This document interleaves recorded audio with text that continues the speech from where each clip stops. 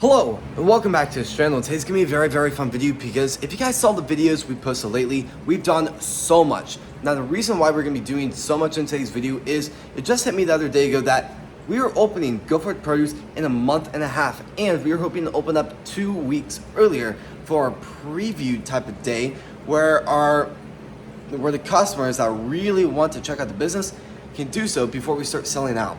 Now, the thing that makes it a little bit more complicated is we aren't growing much in here besides a ton of dead plants in the aquaponics system and a ton of absolutely thriving strawberries. Now we just planted about 150 strawberries. If you guys want to check that video out, we posted yesterday.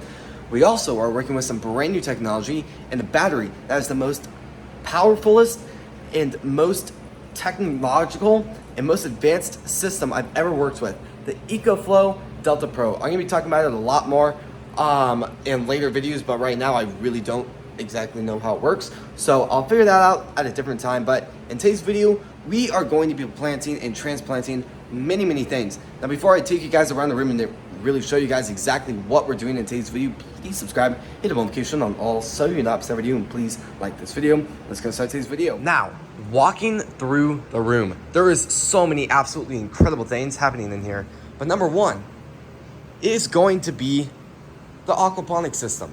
Now there's a lot of plants in here that just have not survived. If you guys are new to the channel, that technically isn't exactly my fault from really why that did happen. The reason why the plants just aren't doing that great is because the amount of nutrients. I'm working with a lot more fish, and the bio and nutrients in it is gonna be a lot stronger. So the thing is, when the plants are put in this, they are very small seedlings, and the root structure isn't strong enough to be able to absorb stuff.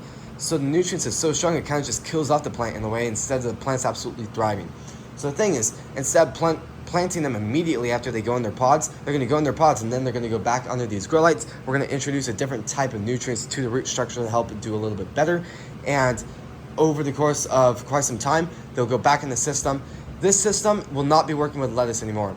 The top rows will be basil production, and then we'll be working with quite a lot of other stuff on the bottoms, but it's going to be very exciting to work with this. Going through this, we are working with a lot of strawberries. Again, we just planted about 150 plants, and they're absolutely thriving. Walking throughout the room, there was a lot of stuff we were growing. These plants don't really mean much because they were really just kind of like, you know what, we got the room done, let's just go ahead and plant some stuff because right now there's nothing growing. We are growing basil. This has a major role because this is doing very well. We're gonna take this out in a second. And the goal of this is to have an entire shelf ready, full of basil. Now, conveniently enough, this shelf is a designated shelf for the basil growth. Now, what's bad is I don't have enough pots to fill up the entire row. So I have quite a few right here, and I might just go ahead and take these plants up because there's only one growing. I have 4 more right there, and that's about it. So I need to place a massive order for a lot more. But once we do have a lot more, it's gonna be good. So, speaking of aquaponics, we're gonna be planting a lot more. I would have planted these, and the point of planting those was to go in this too. But to be honest, I was so busy during that week, I completely forgot they were sitting in the germination room. So, the day I remembered, it was a week and a half later, and then the plants were extremely overgrown. And well, now I don't really know why I have them in a room because they're not workable. So I'm gonna be planting them. I'm also gonna set a reminder this time so I actually don't forget. But I think this should do really well. This should be really simple too because now I'm not gonna be working with lettuce anymore. So, and to everyone asking questions about why not lettuce, it's not profitable. The amount of things that has to go into it, I have to clean the lettuce, I have to do a lot of work with it, and it's just, the lettuce we've gotten out of the system isn't that great. So, yeah, maybe in the future, but right now it's not very bright for opening day. I'm hoping as time goes by, I can learn a lot more about strawberries and go a lot more into strawberry production. I also want to work with microgreens and a big amount of herbs. As time goes by, I also want to launch my own seasoning brand. I'm just kind of going on about all of this. I don't even know where it is. I'm just going to have to kind of like, here we go. That is actually the prototype of before we even created the name. This is the most accurate prototype we have right now. That's not how it's gonna look. I'll probably drastically change it, but that's gonna be very exciting. And while we're on the topic of electricity, something I've been really into is renewable energy and creating my own energy. At the end of the day, I am not a big fan of fossil fuel. I don't love it. I don't think it's good for the nature. And as someone that just really loves nature, really loves working with animals, really loves working with just plants and like just all of that beautiful parts of nature and just everything Earth can offer, fossil fuel is basically against that, and I don't love that because it's hurting the Earth and really helping global warming. So my goal with Go Forth Produce is to be able to take one step closer where we don't go through thousands of pieces of thousands of acres every year of farmland and just lots of stuff. So the goal out of Go Forth Produce isn't to make the biggest profit we can possibly make by overcharging customers, by building the best and coolest system out of all of them. That is not the goal. That was never the goal. The goal of this is to be able to work with agriculture and help innovate it and help make it more efficient. The goal throughout Go Forth Produce is to also help a lot of people. And over time, we'll be launching a lot more businesses throughout Go Forth Energy by making electricity later on if I can eventually figure it out. I also want to launch a food bank later on and Go Forth Philanthropy, but none of that is possible if you guys do not hit that subscribe button. So please do so. It would mean the world to me if you guys would help support this big dream, because 3 years of work, this is where we gotten, and I still have some huge dreams. So something else I've been working on lately is a 3D printer. Now obviously I don't own a 3D printer, but hopefully in the next few days it'll get delivered and I can start working with 3D printers. I also am a big fan of futuristic designs, and I really do love futuristic designs, so I might do something cool in here, do maybe a futuristic design on the wall or something.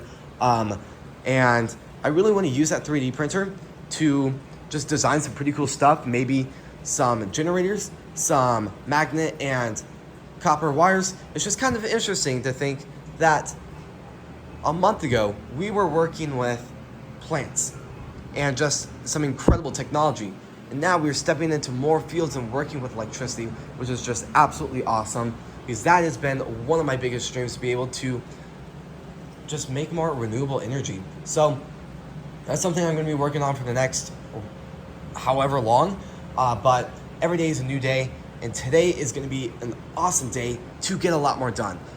With this 40-minute intro, we're also going to be planting microgreens today. Now, in a second, I'm just going to go ahead and turn on the time-lapse mode, and I'm just going to go running all across the room, trying to get as much done as possible, because obviously this is not going to take 10 minutes to do. This is going to take quite a few hours. So for now, go ahead and hit that subscribe button, and let's just start this massive time-lapse.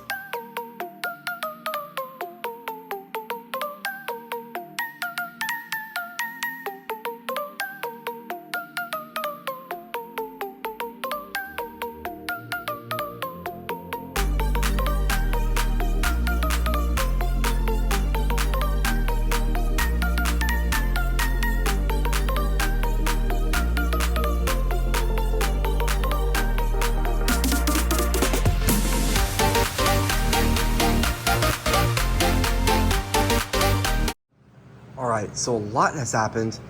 For now, I'm gonna go ahead and end the video because, to be honest, I did the time lapse, started planning a ton of stuff, and then I got distracted.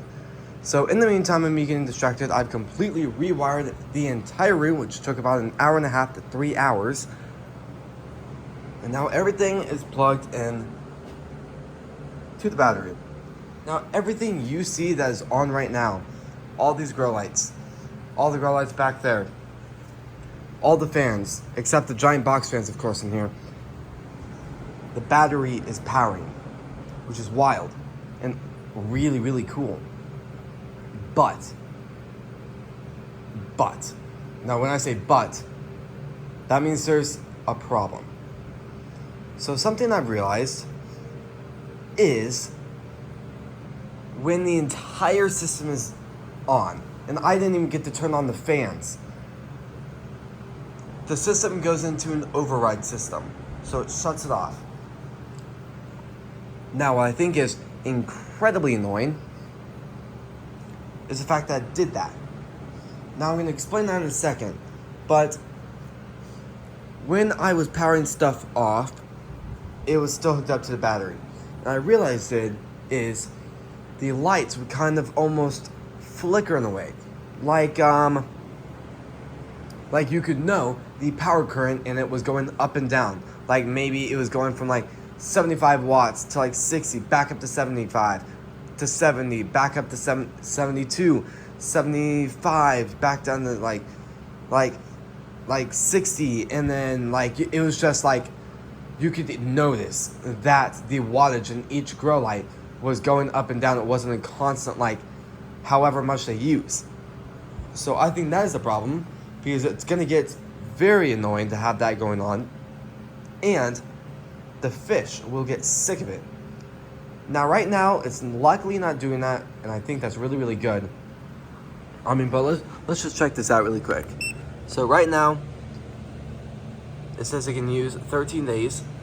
It's using 459 input watts and 459 output watts. Now something I realized is this is actually really interesting. So when it's plugged into the AC, which is going to be the outlet, that is what it's going to try and match. So when I have the entire system on, and that's like 2,000 something watts, it's trying to get all of that wattage out of the outlet.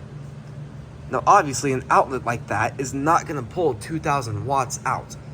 So it reached about 1,500, which is still wild. It was able to take that out of the outlet and then just shut off. Now theoretically, really, this battery can power the entire room. It can power over 3,500 watts on the max range. So I think that's really frustrating that it would shut off at really less than 2,000 watts. Because I still have to turn on even more of the system on. And I think that's really, really frustrating. But I need to figure that out. Because obviously there's going to be settings I can change to kind of stop that. But I mean, the problem is right now the battery isn't going to be used much. And if it would charge all night and then it would only be battery the next day, the battery life would drastically go down over the course of a few months, and it just wouldn't get super efficient anymore. So I think it's an interesting thing. So I'm still trying to figure out exactly what's going on. Now I'm a little bit worried about that because of some things.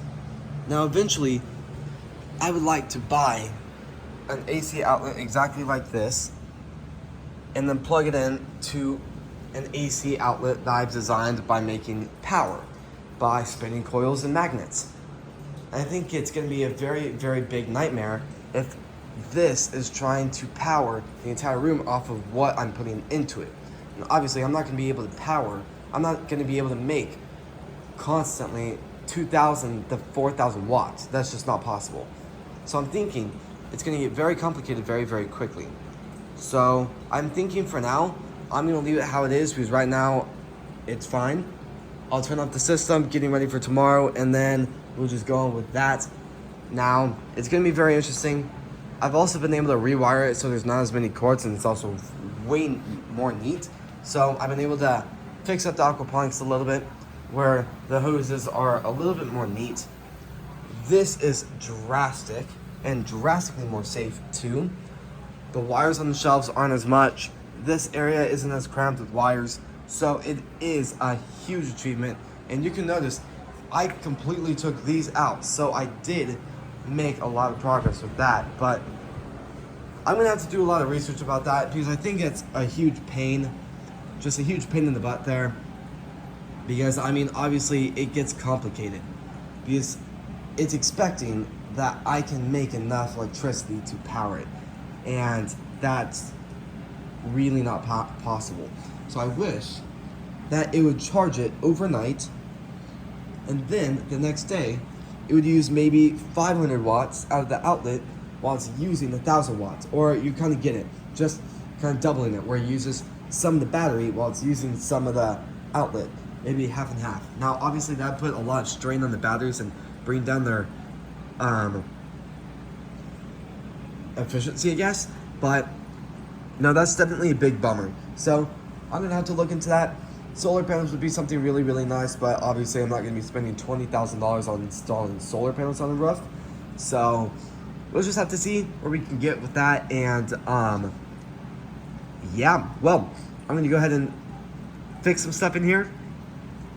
And I guess while we're on the topic, this video, I actually just went off topic like crazy there, but checking out everything I've done all the basil right here. I really need to do signs in here. Like basil is gonna be labeled right here. Germination phase 2 shelf is gonna be labeled right here. Strawberries and strawberries are labeled right here. While it says microgreens, and the strawberries. Just each shelf is labeled for their selected plants. I do have a lot of basil left. I'm gonna have to, I might plant more, I don't know. I'm just really need to think on that a lot more drastically, but I mean, it's definitely a very exciting thing to have the battery in here and powering the room, and it's really just, I mean, at the end of the day, well, you know what? Let's just do this. So, this feature is awesome. So when you, or let's say you have a complete power failure, maybe you trip the breaker, or maybe there's a huge thunderstorm outside and you lose power. So let's just unplug it. Ready? Boom, 3, 2, 1. Did you notice the flash? It is not plugged in anymore. So we're gonna plug it in, and then the flash. And you heard it too. So, and I just unplugged it again. Outlet probably didn't love that, but that's very, very cool. So it does it so sudden. So the second that outlet loses power, it goes 100% batteries.